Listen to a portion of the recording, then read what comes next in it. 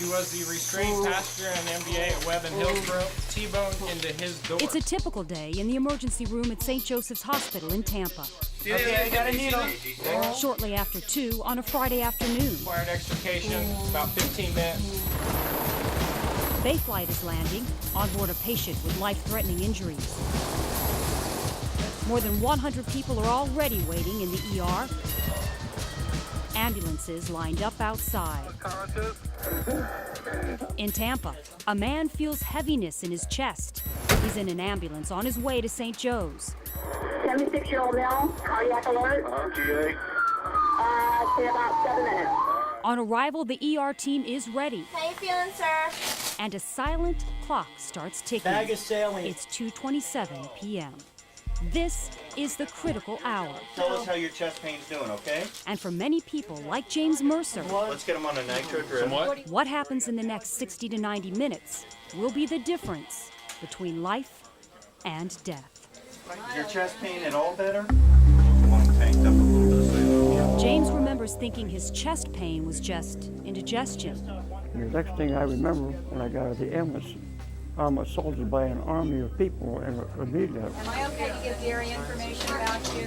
what is all this? Want to get consent to do this? Give him like a 200 cc bolus. I want to tank him up a little bit. But if it's severe enough, there's a possibility you might have to do a surgery. And that's when it really hit me that I was in trouble. This is an inferior MI because it's in 2-3 AVF. That's consistent with inferior.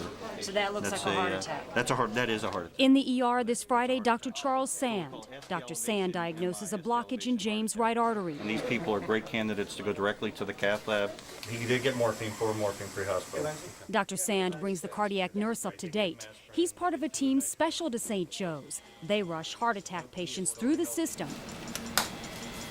In less than 30 minutes, James Mercer is already on his way to the 4th floor Cath Lab 3.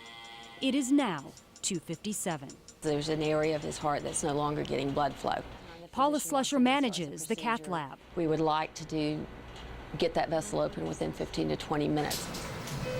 And Versed infusing right now, Mr. Mercer, so you'll feel a little bit more comfortable in just a few minutes, okay? And I was conscious the whole time, able to peek through there, and I could see the blood actually pumping through the heart. James is awake but sedated as Dr. John Toole inserts a wire through the artery in the leg up into the heart. Dye is shot into the arteries. You can see the right coronary artery is indeed blocked. That right there is blocked right there. James is still in the middle of a heart attack. The time is 3:11. It's been 44 minutes since his arrival at St. Joe's. But he's only just started. And I could see the catheter as it moved up through the vein. Now you can see you got the blood flow all the way down there. At 3:14, blood is once again flowing to James Mercer's heart. I wouldn't say it's open. No, it's not out of it. Later, a balloon opens the vessel even further, and doctors insert a stent to make sure blood flow continues. This team restored blood flow in less than 50 minutes. James Mercer leaves Cath Lab 3 alive. Doctor, thank you for your care. All right. A witness to his own life-saving treatment. It's changed in many ways. It's always the other fellow. It's never me. And I feel sorry for him, yeah. But it's not going to happen to me. And one day, you look around and guess who the other fellow is? It's you. And that's what it was with me.